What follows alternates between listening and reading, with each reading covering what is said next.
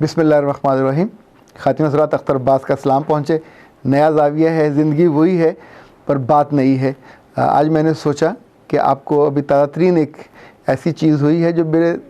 दिल को छू जाने वाली, तो वो आपको बताऊं। मेरे वालिद और वालदा के वफ़ात के बाद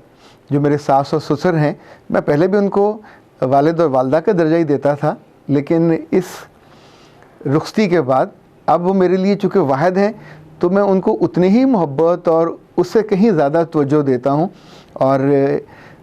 वो एक दुआओं का सोर्स हैं जो वहाँ से मुस्तकिल दुआ मिलती रहती है,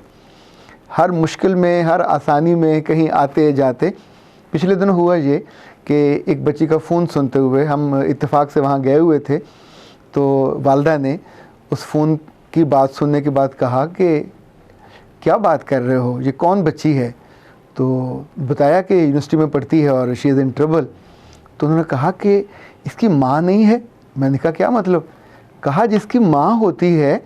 वो से दुआओं को हिसार में रखती है, सोते जागते भेजते हुए, तो कैसे हो सकता है कि कोई बच्ची अकेले में गलती करे या बाहर जाके गलती करे? जब वो कह रही थी तो ये उनका ईमान और यकीन बोल रहा था। इसलिए कि हर घर में अगर आपको याद हो तो जब बच्चे सो जाते थे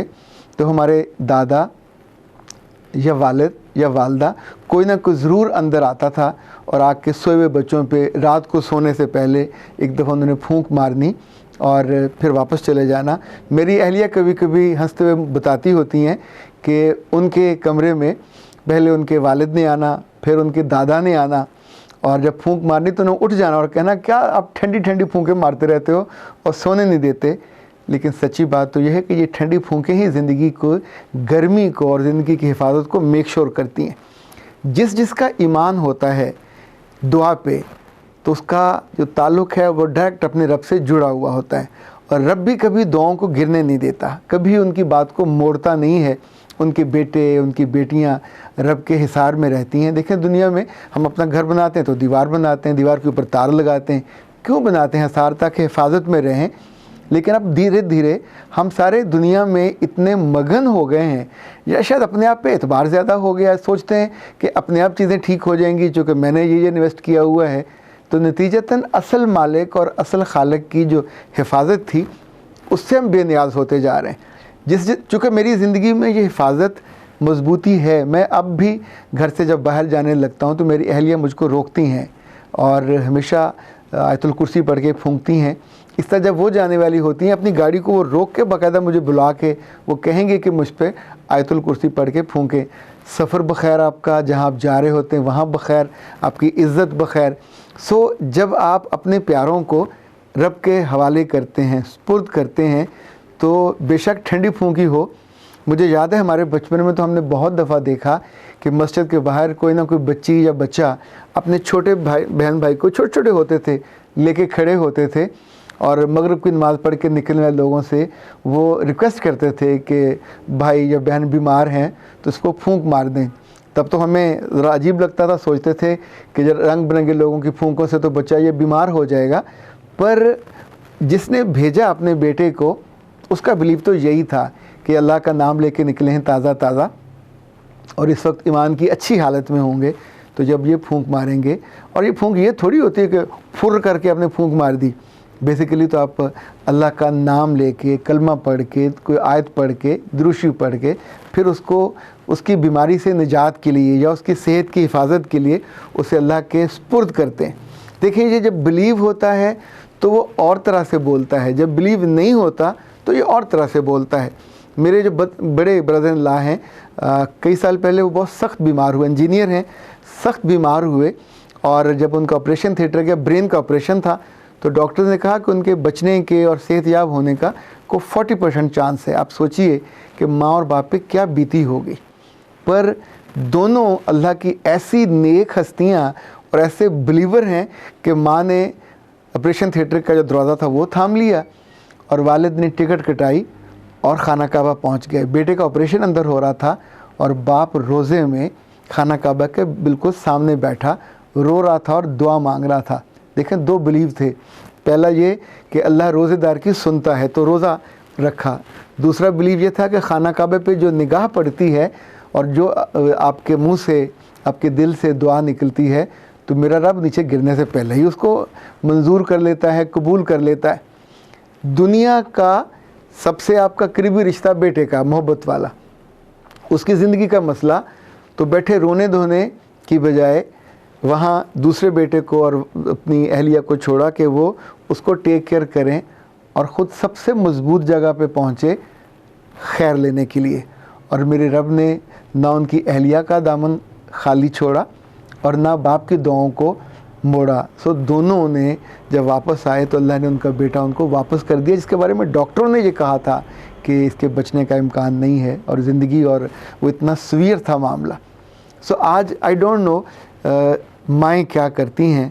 پر میری ماں نے مدن اللہ نے جو جملہ کہا، میں اس جملے کی لذت کو بھی محسوس کر رہا ہوں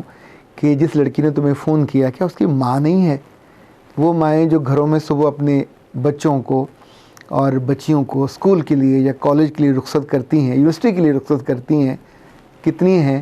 جو اب بھی اٹھتی ہیں اپنے آرام کو تج کے، درود شریف پڑھتی ہیں، کلمہ پڑھتی ہیں، آیت الکرسی پڑھتی ہیں، اور پھر آنکھیں بند کر کے پھونک مارتی ہیں کہ اے اللہ میری اس بیٹے کو اور میری بیٹی کو اپنے پناہ میں رکھنا، اپنے حفظ و امان میں رکھنا، اور عزت و آبرو کا خیال رکھنا، جو جیسے میں محفوظ بھیج رہی ہوں ویسے واپس آئے۔ اسی طور پہ جب اپنے بیٹوں کو اور بیٹیوں کو آپ بیرون ملک بھیجتے ہیں تو کبھی کبھی یہ کام دیکھیں، آپ کو کوئی پینڈو کہے تو کیا ہے، کہتا رہے، پر آپ کا جو ایمان ہے، انفیکٹ اگر آپ کے بیٹے کو اور بیٹی کی جان کو اور آبرو کو بچا لے، چونکہ جب آپ اس پہ یقین کرتے ہیں تو بالکل اپنے ساتھ والے ملک میں دیکھیں، ایک ایک چیز پہ وہ اپنے بھگوان کے سامنے کھڑے ہو کے مانگ رہے ہوتے ہیں اور دعائیں مانگ رہے ہوتے ہیں، کچھ بھی ہو، ان کے ہر ڈرامے میں بھی وہی کرتے ہیں۔ ہمارے تو خیر کسی ڈرامے میں بھی نہیں سکھاتے، ترس جاتے ہیں کبھی کسی ڈرامے میں کوئی اذان کی آواز آ جائے، کوئی ہیرو ہیروئن بیٹھا نماز پڑھ رہا ہو، اللہ معاف کرے، جب لکھنے والا نہیں لکھتا تو دکھانے والا دکھائے گا بھی نہیں، تو جو دیکھنے والا ہے اس کے ذہن میں کوئی چیز بھی سامنے مجسم ہو کے نہیں آتی۔ مجھے یاد ہے جنرل ضیاء الحق ہمارے حکمرانوں میں سب سے زیادہ جس کو دعائیں ملی یا سب سے زیادہ جس کا بڑا جنازہ ہوا وہ ضیاء الحق صاحب تھے۔ رمضان میں روزے کا احترام اور خواتین کے لیے چادر اور چار دیواری کا، اچھا اسی طور پہ بہت سے قوانین انہوں نے اپنی نیک نیتی سے بنائے ہوں گے، ہم اس پہ شک نہیں کرتے، پر بینگ دا فادر وہ اپنی بیٹی کے لیے جو سوچتے تھے، ان کی بیٹی بیمار تھی تو انہوں نے بیٹی کے لیے جو جسٹس یعقوب علی خان، جسٹس نہیں بلکہ یعقوب علی خان اس وقت آڈیٹر جنرل تھے، ان کی بیٹی بھی اسی طرح بیمار تھی، سو انہوں نے ان سے ایک ویسا ادارہ لیا جہاں معذور بچے ہیں وہ جاتے ہیں۔ اب سوچئے کہ جو جس کے ساتھ لگتا ہے، جڑتا ہے، اس سے وہ لے لیتا ہے جس کی اس کو ضرورت ہوتی ہے۔ ہمیں اپنے بچے کیا اب کم عزیز ہو گئے ہیں، تو جو ہم اپنی نیندوں کو بھی نہیں تجتے، اور رات کو جب بچے سو رہے ہوتے ہیں تو نہ رات کو سوتے ہوئے خبر لیتے ہیں، ورنہ پہلے پہر اگر اٹھے تو ماں ان کے چادر بھی ٹھیک کر دے، ان کو سونے میں اگر تھوڑا پرابلم ہے تو ان کا سائز تکیہ بھی ٹھیک کر دے، اور پھر ساتھ کوئی پڑھ کے، اچھا صرف پھونکے مارنے کا مراد نہیں ہے، پتہ چلے سب نے پھونکے مارنے شروع کی ہوئی ہیں، ان پھونکوں کا کوئی مطلب نہیں ہے، پھونک جب بھی مارتے ہیں۔ اب سوچیے اللہ کے رسول نے تو یہ کہا کہ جب گھر میں داخل ہو اور گھر میں کوئی نہ ہو تو تب بھی السلام علیکم کہو، وہ خیر و برکت، وہ حفاظت اور سلامتی کی دعا اپنے گھر پہ، چونکہ اس میں آپ رہتے ہو، تو جن کمروں میں، جن بستروں پہ آپ کے بیٹے بیٹیاں، آپ کے شوہر، آپ کی بیویاں سوتے ہیں، تو ان کو حفاظت میں اللہ کی پناہ میں دیتے ہوئے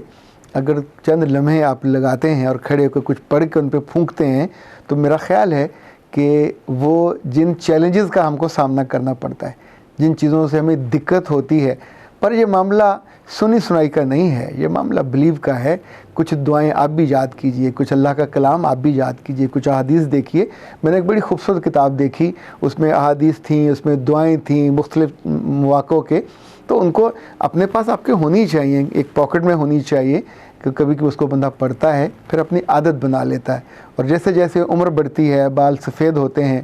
آپ کی اولاد جوان ہوتی ہے، تو ویسے ویسے تو میرا خیال حفاظت کا جو داعیہ ہے وہ بھی زیادہ بیدار ہونا چاہیے، تاکہ پھر آنے والی دنوں میں دکھ کم ہوتا ہے، تکلیف کم ہوتی ہے۔ میرا رب ہم سب کو اپنے حفظ و امان میں رکھے، اور ہماری اولادوں کو بھی، کہ جن کو اب ہم پھونکے نہیں مارتے، کہ جن کے لیے اب ہم اتنا کنسرن نہیں دکھاتے۔ کنسلٹنٹ کے پاس چلے جائیں گے، مالک کے پاس جاتے ہوئے ڈرتے ہیں، یا شاید جھجکتے ہیں، یا شاید بلیو ہی کچھ کمزور ہو گیا، اس کو نہیں کہتے کہ میرے اس بیٹے کی اور میری بیٹی کی عزت، آبرو،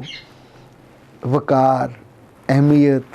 سب کو بچانا بھی، اس کی حفاظت بھی فرمانا۔ اختر عباس کو اجازت دیجیے۔ السلام علیکم ورحمۃ اللہ۔